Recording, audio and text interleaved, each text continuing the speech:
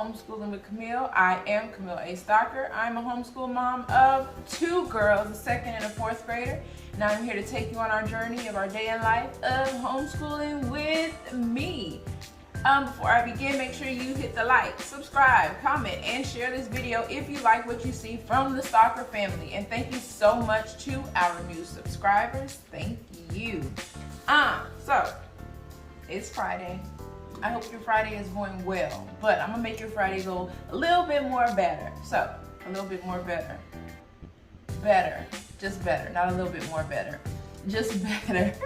So, guess what? It's Friday. Happy Friday.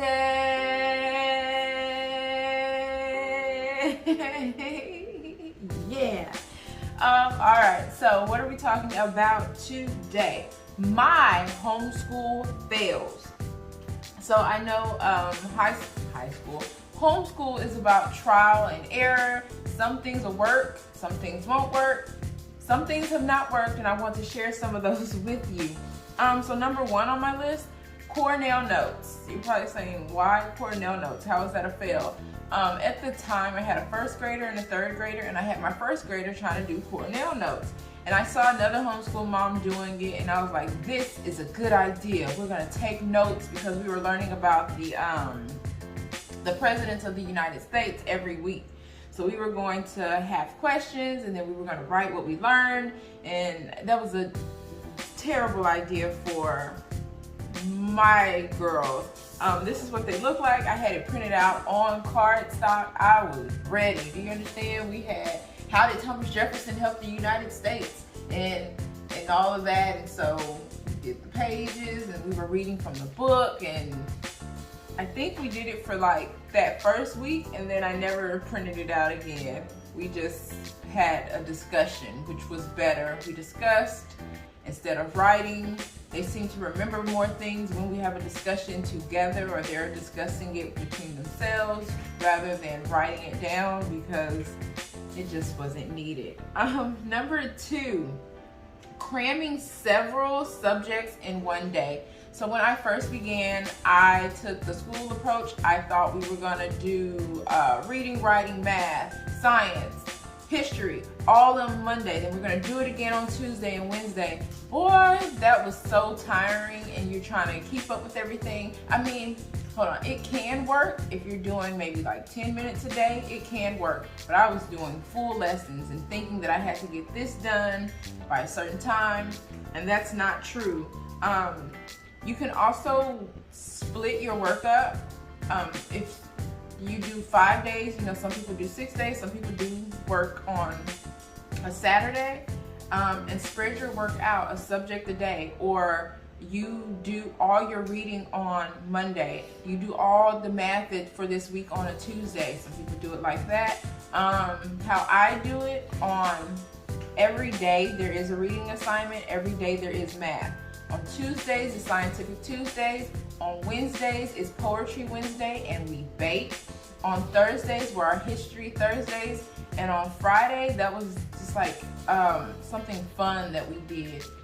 So I would break it up, but they had to read or do their reading comprehension and their spelling. And spelling, I think, was spelling was every day, because spelling is a requirement here in Texas. So you do have to have the spelling. Number 3 on how I had a homeschool fail.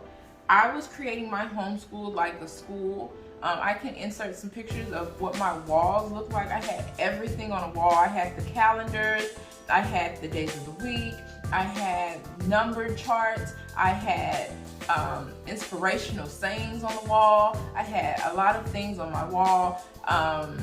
And it was just like so schoolish. It didn't feel like my home, right? So I changed that. Now we do still have the posters, but the posters are accessible to them to go get when they need it. They can always use it. We also have our cubbies, which I've shown before.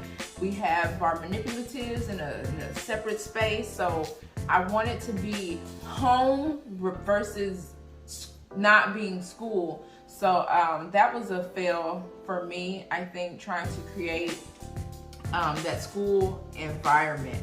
Also, another way that I was having a school environment, I was strictly having them at the table. There was no work at the rug. We weren't going outside. We weren't doing those things, and they had to sit in these chairs. And I was like, wait, that's how they do it at school. You sit in a chair, you wait for the teacher to tell you what to do, and that comes from being conditioned because I was in public school, so that's how I saw school as it should be. But that's not how it should be. A little bit more freedom. So we move away from the table sometimes, we move to the rug, we do go outside. Sometimes we skip lessons altogether and we go look at snails out in the like. There's different things that you can approach it with learning and gaining knowledge. Was that 3? Number 4.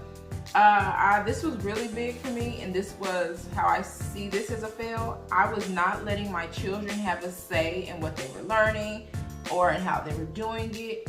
If they wanted to do it, at the time that I was placing it upon them to do it, it's like I said, it was some trial and error. I now ask for input. We're gonna do this. What's something that you wanna do? We're gonna read this book, but if you have another book that you want, we can read it this month. Like giving them options, giving them a choice. We won't do this, but this is what we're gonna do. Consider feelings. This is what I do now. I consider your feelings, but I am also stern in that because I don't want you to stray too far and think that, hey, you just let me do whatever I want to do. That's not how our homeschool is run. So I'm still stern when it is needed.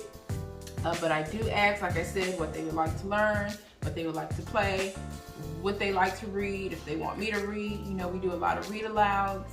One of the things that they do read, how I hear them reading and how I know that they are practicing their reading aloud, they read out of their Bibles during our devotional. So that's helping me see that, oh, I can read. Go ahead. So the next step is following others' routines. I would go on YouTube and I would see homeschool moms look like they had it all together. And I was like, I want to do that. What works for others may not work for you. So I learned that the hard way. You may see what I'm doing and want to implement that. It might not work for you how it works for my girls. I have, like I said, trial and error had to come to this to get to that. So create your own comfortable homeschool. If you don't want to homeschool 5 days a week and you want to do Monday, Wednesday, and Friday, cool. And then Tuesdays and Thursdays are days where you have a documentary day, a movie day, or that's just your reading day. You just read on whatever subject it is. If it's a write a paper day, like those are the days that you get to. Your time, whatever time you choose.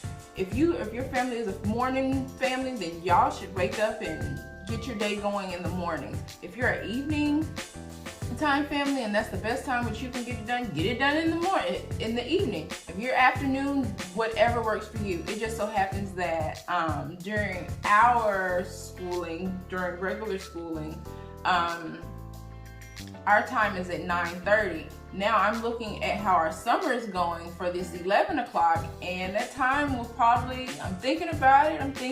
It's probably going to change to maybe 10:30. And so during that time from they wake up until 10:30, that'll just be their playtime or whatever they want to do. I'm still thinking about it. I'll let y'all know if I'm going to do that for sure. But I felt like I was failing in that with trying to follow other people. Don't try and follow other people. Follow what you feel that is right for you. My last homeschool fail, I was planned ahead last year. I had everything planned out. I had written it out, and I just went through a binder, and we didn't hit any of it. We went a different way, a way different way. And so this year, I do know what we're doing in September. I'm on the fence of what we're doing in October. Definitely don't know what we're doing in November, December. I don't even know what workbooks we're really going to be working out of. So I'm not planning ahead. I'm going to take it as I go because I want things to work for my family. So those are my homeschool fails. I don't know how many I just said, but those are some of the things that I feel I failed at, but I have made them better. So what are some things that you feel that you have failed at in your homeschool? How did you make that better for your homeschool? Let me know down in the comments below. I hope you enjoyed this video. I hope I did not overwhelm you or scare you away. If you have any questions, be sure to ask me in the comments. I will try to help you as best as I can. Of course, I don't want you to think that you have to do things my way, because that's not what this is, but I am here to help you find your way in your journey of homeschooling. So as always, I pray you have a blessed day. I pray you have a blessed weekend. I pray you have a blessed week, and I will see you in my next video. Bye.